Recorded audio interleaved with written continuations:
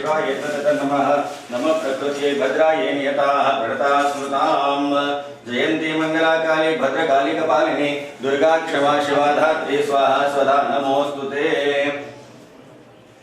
बंगारुमय समदेव्ये नमो नमः सर्वोपचारार्थे हरिद्रा कुंकुम सौभाग्यादि मंगल द्रव्याणि समर्पयामि या देवी सर्वभूतेषु मातृरूपेण संस्थिता नमस्तस्यै नमस्तस्यै नमस्तस्यै नमो नमः या देवी सर्वभूतेषु दयारूपेण संस्थिता नमस्तस्यै नमस्तस्यै नमस्तस्यै नमो नमः या देवी सर्वभूतेषु लक्ष्मीरूपेण संस्थिता नमस्तस्यै नमस्तस्यै नमस्तस्यै नमो नमः जगदम्ब विश्वपालिनी देव्यै नमः नमस्कारं समर्पयामि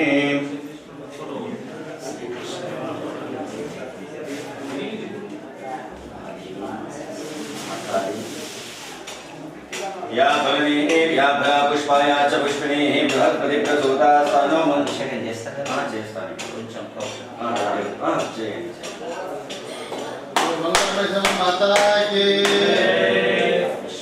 या फलने या भला पुष्पाया च पुष्पिणी बृहस्पति प्रसूता स्तनो मुञ्चन्त्वगुमसः बंगारुमय समदेव्ये नमः फलोदकेन स्नपयामि नमस्करोमि जगदम्ब विश्वपालिनी माता की जय मयि सम्म माता की जय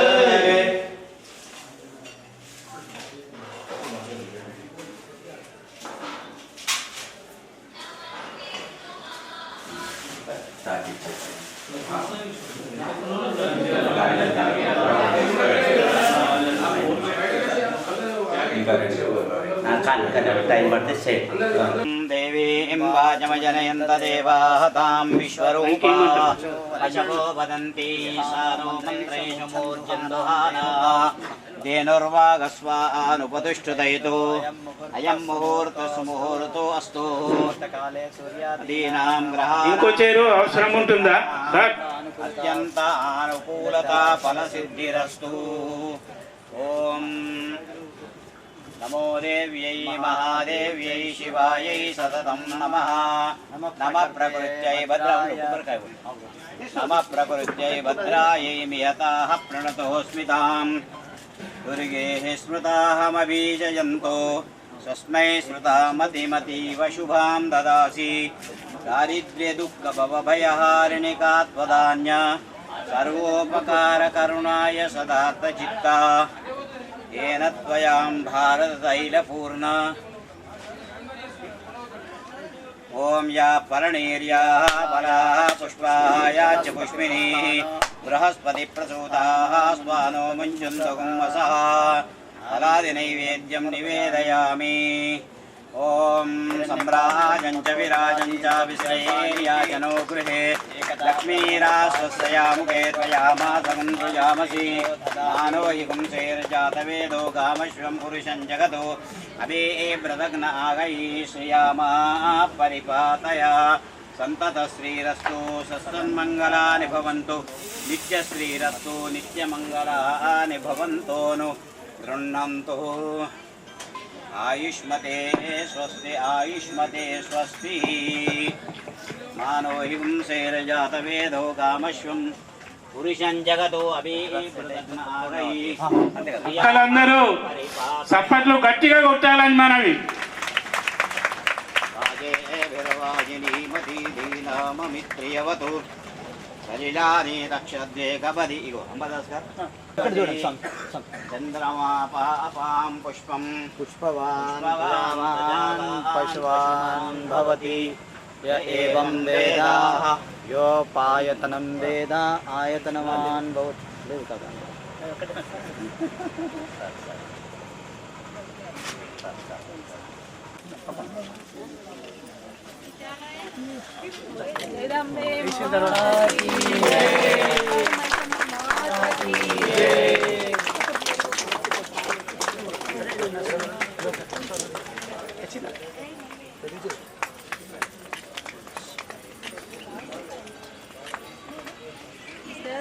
माता की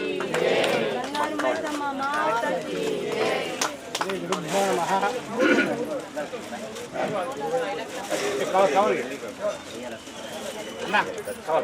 కూర్చొని అందరికి ఏం చేయాలి ఒక 5 నిమిషాలు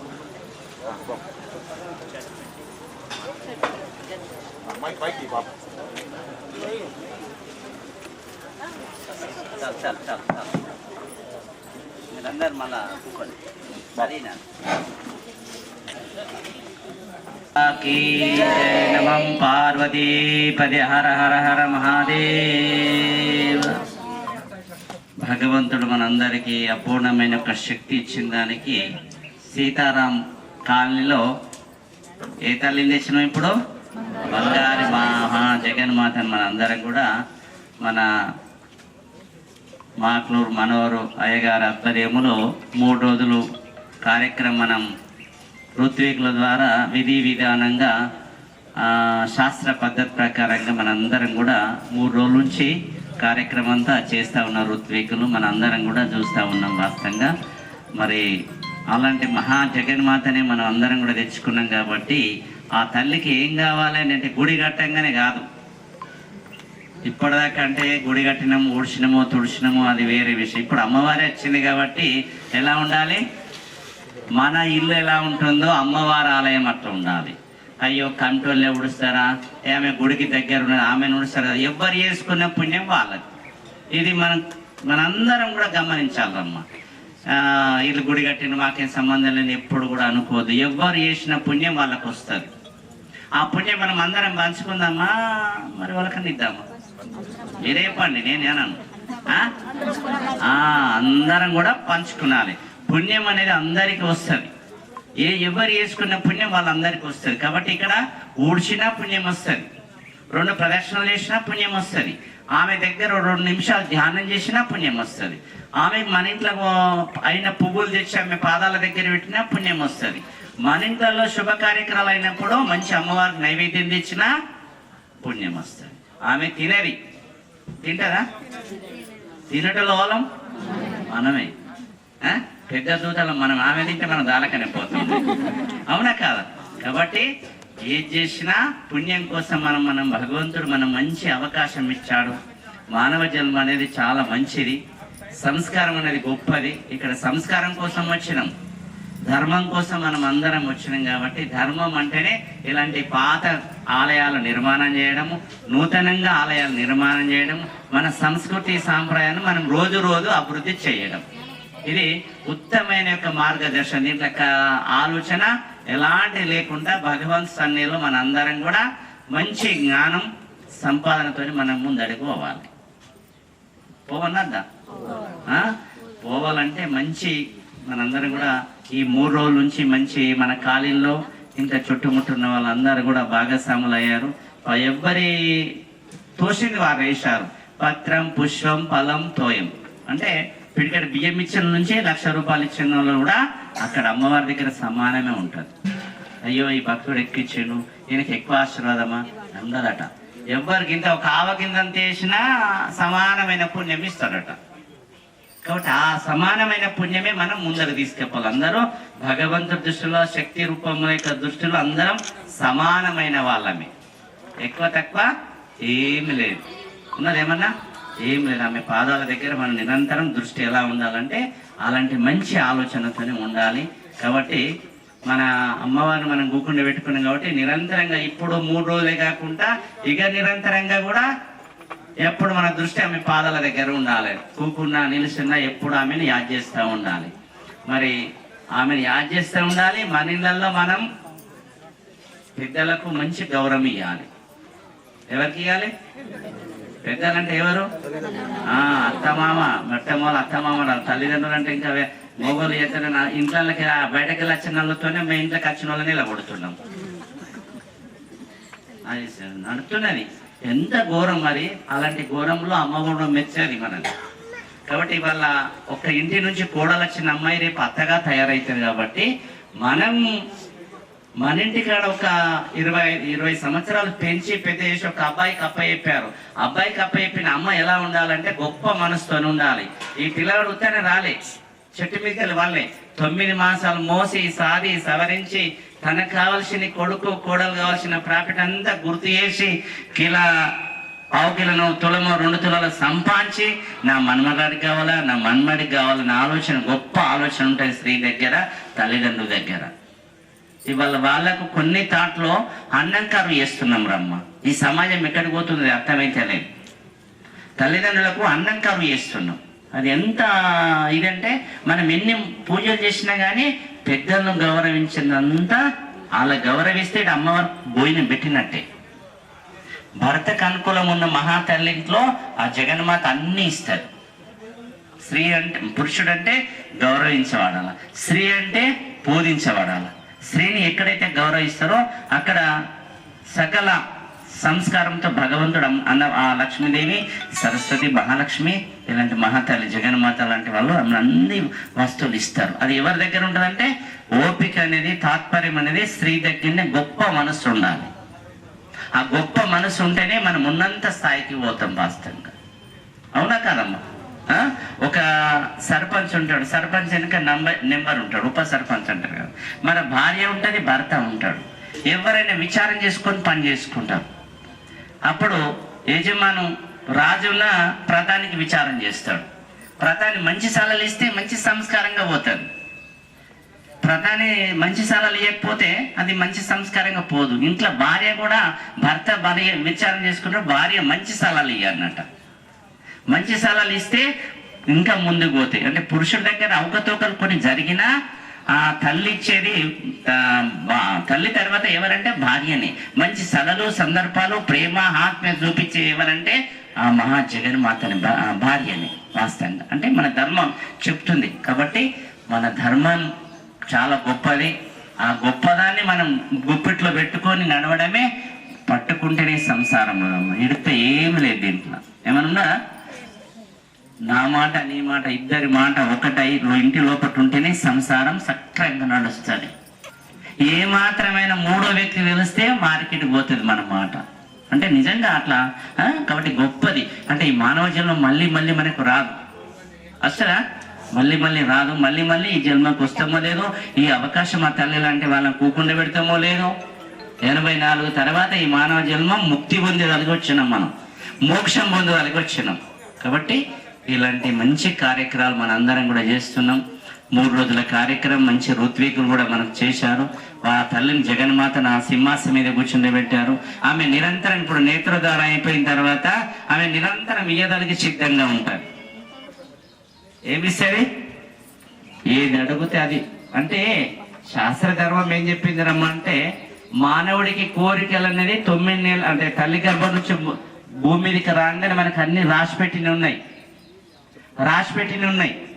కానీ మనం ఆవేళ్లను, ఆలోచనను, తొందరపడో ఎక్కడెక్కడ పోయి ఏ జాతకం చూపించుకుంటామో, ఏదో చూపించుకుంటామో, ఎక్కడో చూపించుకుంటాం. నా బిడ్డ పెళ్లి కాలే, నా కొడుకు పెళ్లి కాలే, వీడికి సంతానం అయితే లేదు, వీడికి ఇది రకరకాల సమస్యలతోని బయట ఆవేశంతో చూపించుకుంటాం. కానీ మోసేది మాత్రం జగన్మాతనే.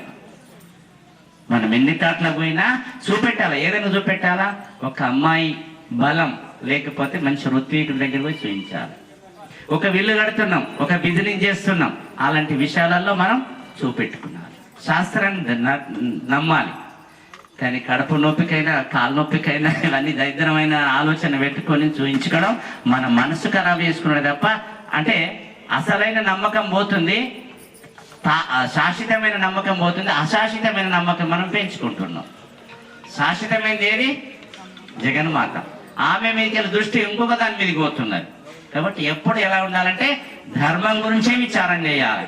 ధర్మం గురించి మనం ఎందుకు వచ్చినాం? ధర్మం కాపాడడానికి వచ్చినాం మనందరం. సత్యమైన భార్య, భర్త, పిల్లలు, పరివారం చేసుకుంటూ ఇలాంటి కార్యక్రమంలో మనం పాల్గొంటే అదే ధర్మం, అదే పుణ్యం మన వెనుక వచ్చేది. ఈ కనబడే వస్తువులు ఏమన్నా మన వెనుక అత్తయ్య ఏది రాదు. మనలో ఉన్న ఒక దివ్యమైన శక్తి శాశ్వతమైంది. శరీరం పోయేది. ఇప్పుడు అందరం ట్రైన్లో కూకున్నాం, మనందరం ట్రైన్లో కూకున్నాం. ఎవరు స్టేషన్ అయితే వాళ్ళు దిగిపోతాం. భోగి ట్రైన్ కింద రకరకాల భోగిలు ఉంటాయి. వాస్తవంగా ఏసీ, నాన్ ఏసీ, జనరల్ రకరకాలు ఉంటాయి. ఎవరు చేసుకున్న పుణ్యం వాళ్ళకు పోతాం. ఇంజన్ మాత్రం మనం పోయేది మాత్రం ఒక దగ్గరికే. కానీ వారి పుణ్యం బట్టి భోగిలలో ఎక్కినాం. అంటే వారి ఆర్థిక నిధులు బట్టి భోగిలలో ఎక్కినాం. అవునా? కాబట్టి వారి వారి పుణ్యం బట్టి మనం వచ్చినాం కాబట్టి ఇలాంటి అవకాశం మళ్ళీ మనకు రాదు. విశాలమైన హృదయంతో నిన్న చాలా మంచి సాయంత్రం చేశారు. సాయంత్రం పూట కుంకుమార్చన చేశారు. అమ్మవారికి అర్చన అంటే ఎంతో ప్రేమ వాస్తవంగా. అలాంటి మహా ముత్తేదలు కూకుంటే ఇంకా ఆనందమైన కుంకుమార్చన నిన్న అయింది. చాలా సంతోషం. ఇప్పుడు విగ్రహ ప్రతిష్ట కూడా అయిపోయింది, యంత్ర ప్రతిష్ట కూడా అయిపోయింది. నేత్రధారణ ప్రోక్షణ అయ్యగారు చేస్తారు. చేసిన తర్వాత మరి పూర్ణవతి, దాని తర్వాత యథావిధి కార్యక్రమాలు కూడా చేస్తారు. కాబట్టి ఈశ్వరుడి యొక్క భగవంతుడు ఇచ్చిన అవకాశం మన అందరికీ. మరి పుణ్యం అనేది ముక్కుకే రాదు, చేసుకుంటేనే మన పుణ్యం వస్తుంది. కాబట్టి అలాంటి అవకాశం మనం అందరం కూడా ఇక్కడికి రావడం జరిగింది. కాబట్టి అలాంటి ఆలోచన మనకు మళ్ళీ మళ్ళీ రాదు. కాబట్టి ఇలాంటి అవకాశాన్ని మన అందరం కూడా సద్వినియోగం చేసుకొని మరి మానవ జన్మ చాలా చక్రమైంది. ఆమె చరణాల దగ్గర మనం ఎప్పుడు కూడా నేత్రం దృష్టి పెట్టి ఆమె ఆశీస్సులు మన మీద మన పిల్లల మీద ఉండాలని భగవంతుని ఆశిస్తూ ఈ బంగారు మహాలక్ష్మి కమిటీ వాళ్ళు చాలా దివ్యంగా మనందరూ కూడా మీరందరూ సహకరిస్తేనే వాళ్ళందరూ దివ్యంగా ముందరికి పోయినాం. అందరూ కూడా చుట్టుముట్టున్న వాళ్ళని సహకరిస్తేనే వాళ్ళందరూ కూడా వాళ్ళు చెప్పడం నేను రావడం నాకు కూడా అదృష్టంగా భావిస్తున్నాం. ఆ తల్లి జగన్మాత యొక్క ఆశీస్సులు మనందరి పైన ఉండి ఎప్పటికి నిరంతరం మంచి కార్యక్రమంలో పాల్గొనాలని భగవంతుని ఆశిస్తున్నా. జగదంబ మాతాకి జై, బంగారి మహాలక్ష్మి మాతాకి జై. హరి ఓం తచ్చడు. ఓం తచ్చ. హలో, ఈ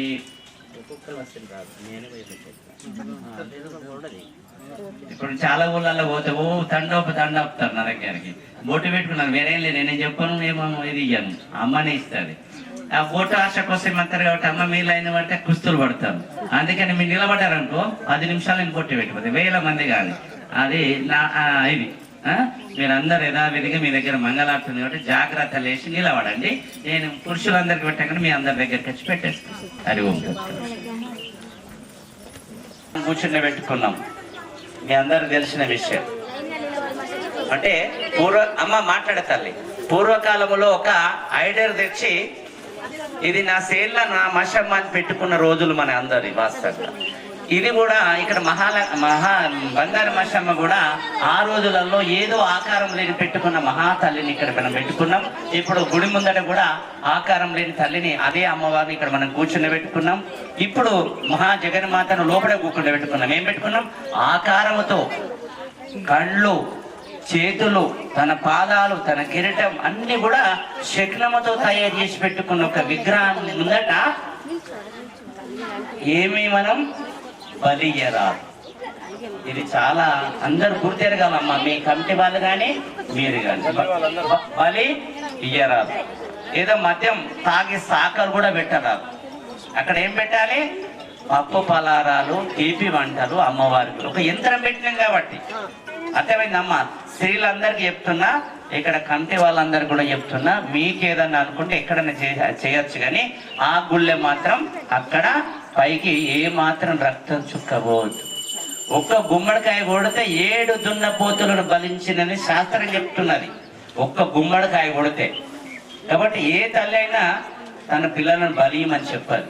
ఇవన్నీ మనం పెట్టుకున్నది, మన ఆలోచన, మన కోసం. కాబట్టి ఇళ్ళలో కొందరు బలి ఇస్తారు, ఇళ్ళలో కూడా బలి ఇయ్యద్దు. అలానే బొక్కలు పడేస్తారు, అలానే తలకాయ పడేస్తారు, తోలు పడేస్తారు, అన్ని పడేస్తారు, ఇస్తారు కూడా పడేస్తారు. ఇన్ని ఇస్తారు, బయటకు పోతుంది. అది మహాదోషం. శాస్త్రం చెప్తున్నది. బొక్కలు కానీ మా రక్తశుద్ధ కానీ ఇళ్లలో మనం ఆలయం ఎలా ఉన్నదో మన ఇల్లు కూడా అట్లా ఉండాలి. తినబోతే తెచ్చుకో, కొనుకొచ్చుకొని నేను ఓడతాడు. కానీ మనం ఉండాలి ఇళ్లలో ఆలయం లాగా ఉండాలంటేనే అభివృద్ధి పొందుతామని శాస్త్రం చెప్తుంది. కాబట్టి వీటిలో అన్నిటిని మీ కమిటీ వాళ్ళు కూడా అమలు చేసుకొని వారి దగ్గర ఎలాంటిది వాడకుంటుంటే బాగుంటుందని నేను ఆశిస్తున్నా. కిందనే మీరు చేసుకొని ఇటే పోవచ్చు, అక్కడ కార్యక్రమాలు చేసుకొని ఇటు చేసుకొని ఇటే పోవాలా. మళ్ళీ పైకు రక్తం చుట్టూ కూడా పడాలి. అది మన ధర్మం చెప్తే మనం పార్టీ ఇవ్వాలి. అమ్మవారి యొక్క ఆశీర్వాదంతో అని కోరుకుంటున్నా. హరి ఓం. విషయం ఏంటంటే ఎప్పుడు కూడా తల్లి ఎలా ఉండాలంటే జగన్మాత లాగా ఉండాలి. మంచి దేవాలయంకి వచ్చినామంటే చేతి నిండా గాజులు, నొస్టికి మంచి కుంకుమ, తన మంగళసూత్రాలు ఇతరులు కానరావద్దు. ధర్మం చెప్తున్నా, నేను కాదు. కాబట్టి అలాంటి ఒక ధర్మాన్ని మనం అందరం ఆచరియాలి. ఆ పుణ్యం అనేది సంపాదించుకున్నారని నేను కోరుకుంటున్నాను. హరి ఓం తచ్చ హరి ఓం తచ్చ.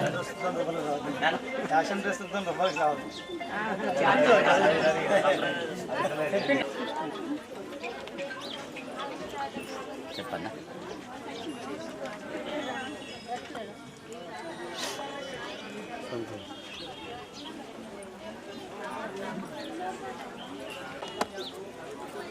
జగదంబా మాతా కీ జై.